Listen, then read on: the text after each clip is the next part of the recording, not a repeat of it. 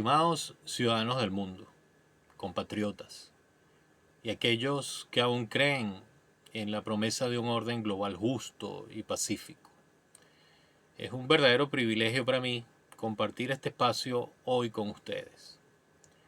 Nos hemos reunido para un análisis crucial, una verdad incómoda, de cómo el derecho internacional, lejos de ser siempre un faro de justicia, ha sido, con demasiada frecuencia, y aún es, un instrumento de opresión.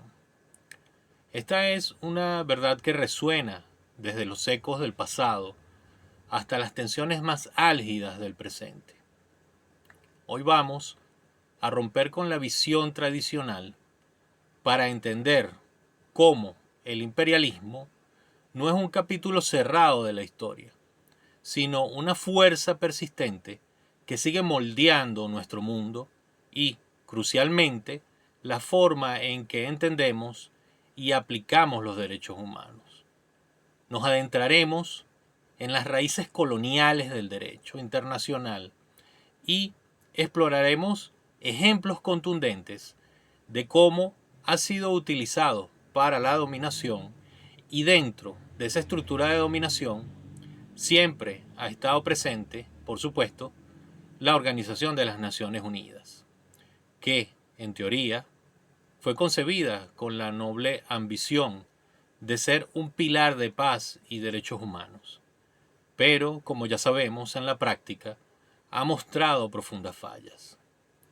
Es urgente que nos atrevamos a repensar la historia del derecho internacional. Debemos confrontar una realidad incómoda, la intrínseca relación entre imperialismo y derecho internacional, y además el carácter asimétrico de las relaciones entre los estados que éste ha perpetuado. Si queremos construir un derecho internacional verdaderamente equitativo y justo para todos los pueblos del mundo, es imperativo reconocer que su trayectoria ha estado marcada por un carácter opresor. El derecho internacional, tal como lo conocemos, no surgió en un vacío neutral. Sus raíces más profundas se encuentran en la Europa de los siglos XV al XIX, en un contexto de invasión imperial y competencia entre las grandes potencias coloniales. Conceptos que hoy damos por sentados como la soberanía o la personalidad jurídica del Estado fueron moldeados por y para las potencias europeas.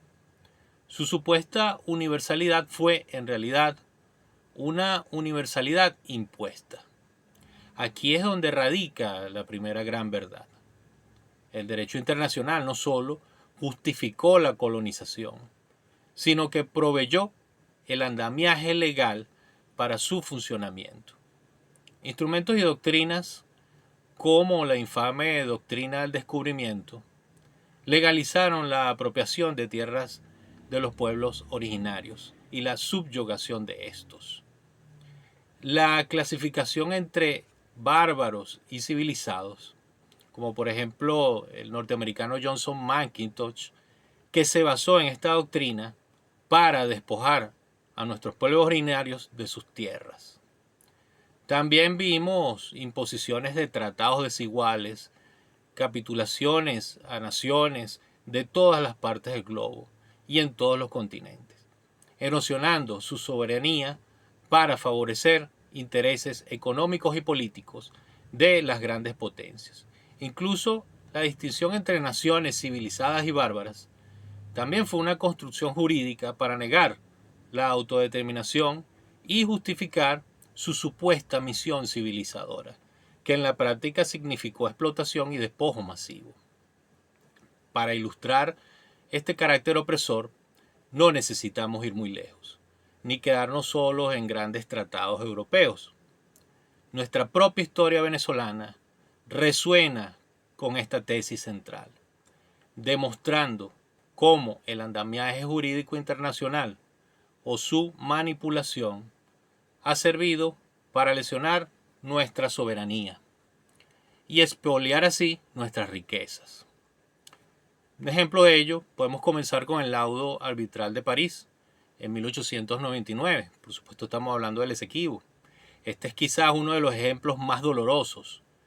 Un tribunal arbitral supuestamente imparcial, pero con una composición y desarrollo sumamente cuestionables, sin representación venezolana directa y con intereses británicos dominantes, despojó a Venezuela de una vasta porción de su territorio. Este laudo, que nuestro país considera nulo e írrito, es un ejemplo palpable de cómo el derecho de la época fue utilizado para legitimar una apropiación territorial por parte de una potencia imperial, ignorando la justicia histórica y nuestros derechos. Luego tenemos que el imperialismo abrió las puertas a la injerencia. A principios del siglo XX, la crisis de la deuda venezolana llevó a un bloqueo naval de nuestras costas por las potencias europeas. La respuesta jurídica del argentino Luis María Drago, con su doctrina que afirmaba que la deuda pública no podía dar lugar a la intervención armada, fue un intento crucial de limitar el uso de la fuerza imperial. Sin embargo, doctrinas posteriores, influenciadas por Estados Unidos, dejaron abierta la puerta a nuevas formas de injerencia, como por ejemplo la protección de ciudadanos o el mantenimiento del orden interno, lo que se conoció como la doctrina del Gran Garrote, o el corolario Roosevelt, o también la doctrina Monroe, un claro reflejo de cómo incluso al intentar defender la soberanía, las reglas del juego internacional estaban completamente sesgadas. ¿Sabían que en Coro en 1831 y 1855 comerciantes judíos holandeses impusieron monopolios, aprovechándose de vacíos legales y de la injerencia de potencias europeas que utilizaban el derecho internacional para proteger a sus súbditos? Fue un verdadero despojo económico avalado por presiones externas y supuestas normas internacionales. Y no podemos olvidar, por supuesto, los trusts petroleros. Autores como Manuel González Abreu, en su libro Venezuela Foránea, exponen magistralmente cómo estas corporaciones del siglo XX se valieron de intrincados mecanismos legales, contratos leoninos, cláusulas abusivas, sistemas de concesiones que perpetuaban el control extranjero, para asegurar con esto el control de nuestros recursos. La llamada Ley de Hidrocarburos de 1943, aunque un avance, aún operaba bajo un marco jurídico que favorecía en gran medida a las transnacionales extranjeras. Estos casos demuestran cómo los imperios se han valido de variados mecanismos, tanto legales como extralegales, para perpetrar nuevas formas de explotación colonial. Incluso después de la independencia, estos se hicieron más formales, y aquí, compatriotas, surge una pregunta incómoda para los que aún creen ingenuamente en los valores occidentales, y una pregunta lógica para los que ya nos hemos retirado la venda de los ojos. ¿Qué haremos las naciones del mundo con la ONU y su esterilidad operativa, especialmente cuando se le evalúa bajo el lente ineludible del delito de omisión? El delito de omisión, en su esencia jurídica, penaliza la falta de acción. Penaliza al que, teniendo el deber y la capacidad de actuar para prevenir un daño, elige la inacción, resultando en daños violatorios a los derechos humanos más vitales, como la vida y el bienestar de las personas.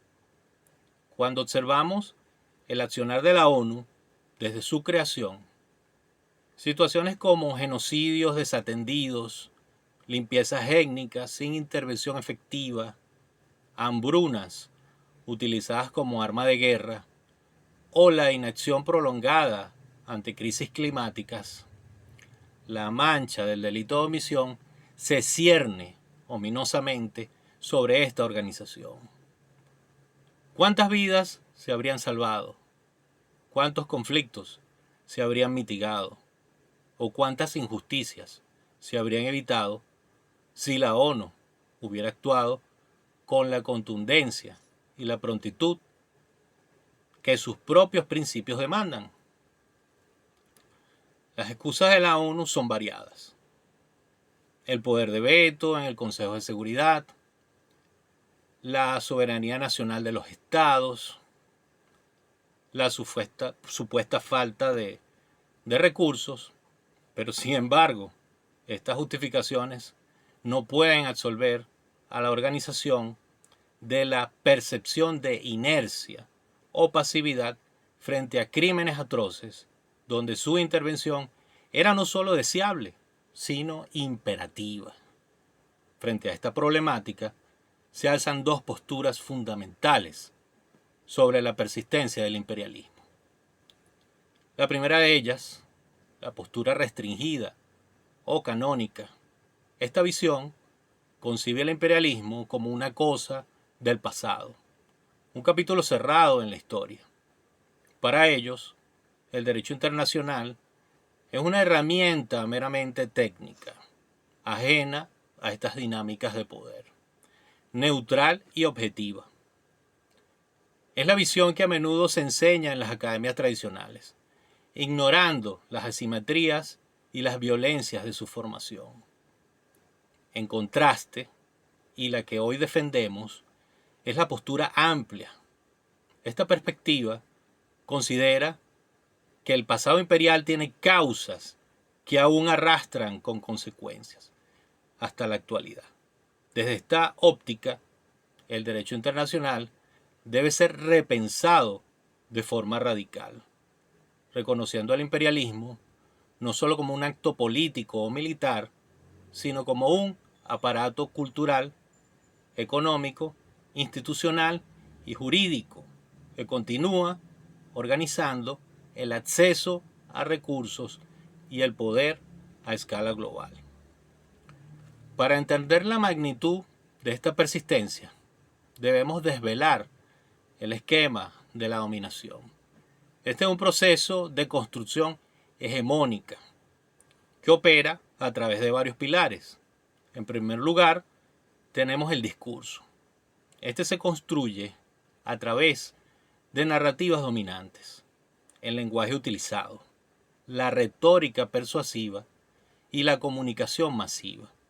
Es el vehículo para una ideología política específica, que se expresa mediante símbolos y mensajes diseñados para moldear la percepción. Este discurso, a su vez, construye un sentido. Es la forma en que se crea el significado. La percepción e interpretación de la realidad se inculcan valores, creencias y un conocimiento particular que lleva a una determinada comprensión de la realidad. El objetivo final de este proceso es generar un consenso.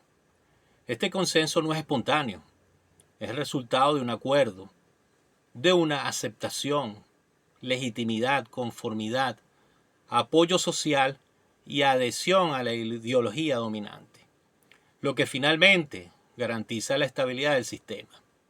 Este proceso consagra la dominación. Detrás de este esquema encontramos a los imperialismos, élite, poderes hegemónicos, quienes ejercen una dirección intelectual y una moral que justifica sus acciones. Modelos como el neoliberalismo y la democracia representativa son a menudo los marcos ideológicos y políticos que sustentan esta dominación. Esta dinámica se apoya en la instrumentalización del derecho, particularmente de los derechos humanos. Para esta instrumentalización juegan un papel crucial instituciones como las universidades, academias y a su vez los intelectuales que hacen vida allí. A veces, conscientemente, a veces no, difunden y validan estas narrativas.